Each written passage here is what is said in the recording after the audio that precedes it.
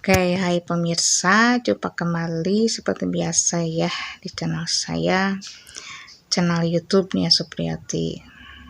Oke, berhubung channel saya ini ada yang sharing ya, ada yang vlog, ada aneka kue basahnya, dan ada aneka misterinya ya. Karena banyak hal-hal yang terlihat ya oleh mata batin, bahwa itulah yang terjadi dan yang akan terjadi, begitu aja.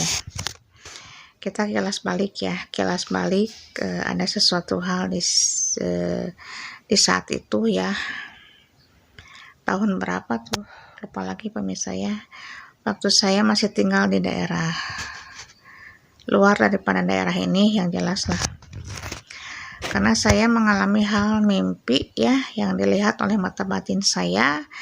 Ternyata hal itu ya sebuah firasat dan sebuah gambaran apa yang akan terjadi ya di kemudian hari, begitu aja.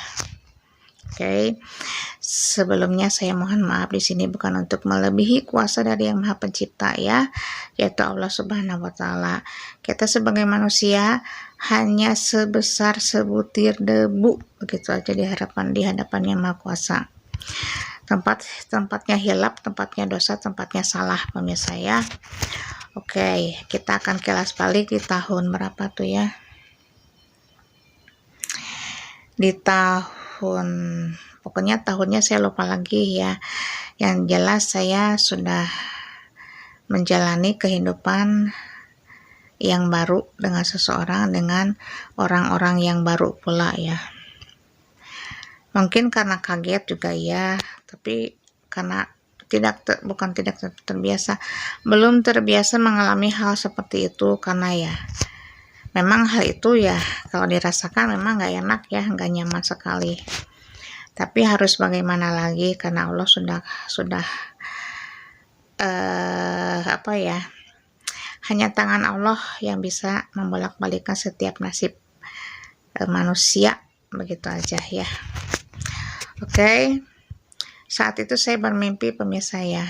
Jadi ini antara mimpi yang betul-betul bisa dibilang sebagai penyampaian bahwa akan ada sesuatu hal yang terjadi ya di dalam kehidupan seseorang, begitu aja. Saya tidak akan menyampaikannya secara detail begitu ya, hanya sebagai gambaran aja.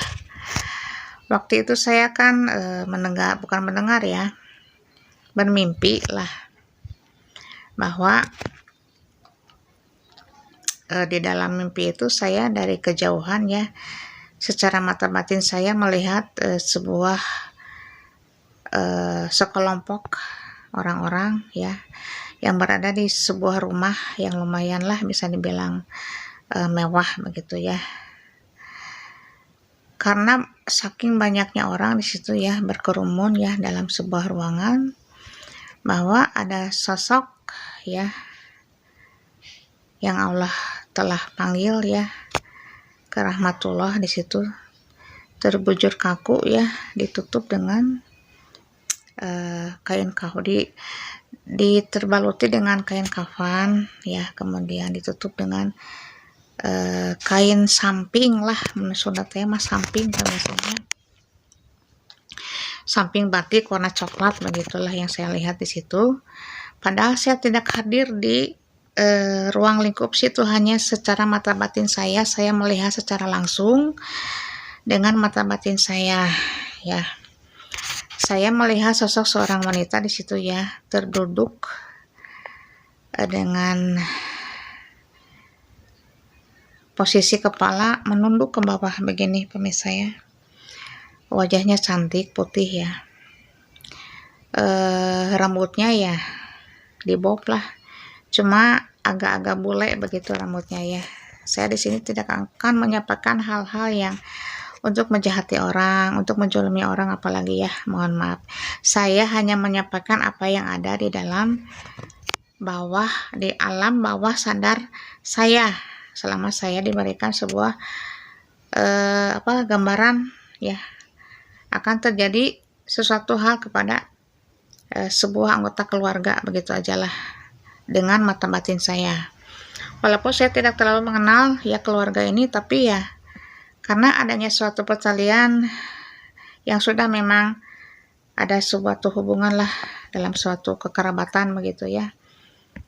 Karena ya Allah telah menyampaikan hal ini lewat mimpi saya, begitu aja lah ya. Setelah itu saya melihat sosok wanita cantik ya, setengah baya lah, putih begitu ya, menunduk di hadapan almarhum daripada suaminya, begitu aja. Dengan menangis, saya di sini tidak akan menyebutkan apakah merasa menyesal, apakah merasa berdosa dan lain sebagainya ya, karena setiap manusia tempatnya dosa, tempatnya salah, begitu aja. Oke. Makanya jadi orang jangan selalu menyakiti orang lah, intinya mah kalau memang hidup pengen selamat, begitu aja ya. Ya udah mah orangnya disakiti ya, tapi ternyata tidak menyadarinya juga.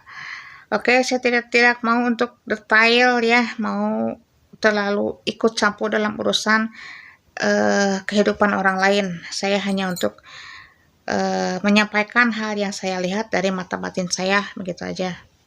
Oke.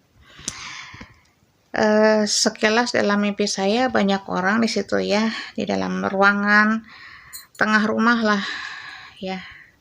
Saya yang melihat itu hanya yang fokusnya melihat daripada jasad yang ada di ruang tengah dan seorang wanita yang duduk di dekat almarhum suaminya, begitu aja lah.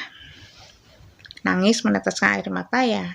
Nangisnya pun ya terseduh-seduh terdengar oleh telinga saya ya, di dalam mata batin saya.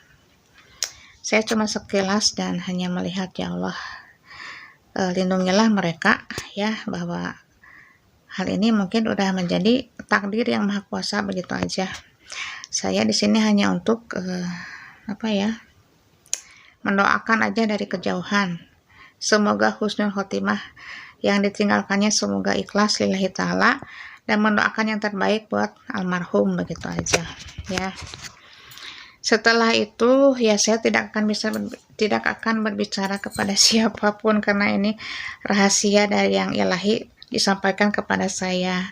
Karena hal itu ya kalau kita amanah ya simpanlah dengan rapat-rapat. Kalau memang ada yang bisa dipercaya silakan aja sampaikan kepada orang yang bisa dipercaya oleh kita. Tapi kalau orangnya nggak bisa dipercaya sama kita, dikiranya kita bohong, dikiranya kita zolim, dikiranya kita fitnah, kan jadi serba salah pemirsa ya. Oke. Setelah itu ya terjadilah sesuatu ya di salah satu keluarga besar daripada seseorang lah. Saya nggak akan jelaskan siapakah itu, privasi pemirsa. Ya itulah ya takdir lah kata saya juga. Saya cuma ya turut prihatin dan berduka cita, begitu aja. Ini hal yang udah terlampaui ya di tahun-tahun yang belakangan, sangat udah lama sekali pemirsa ya. Makanya jangan menyakiti seseorang yang udah tulus memberikan suatu ketulusan hati ya, yang udah menyayangi dengan setulus hati, sepenuh jiwa, begitulah. Karena udah disakiti ya, mungkin penyesalannya itu akan di belakang hadirnya. Kalau memang udah terbujur kaku seperti itu, mau bagaimana? Mau meminta maaf kepada siapa? Hanya meminta kepada Allah Ta'ala. Ya, begitu aja.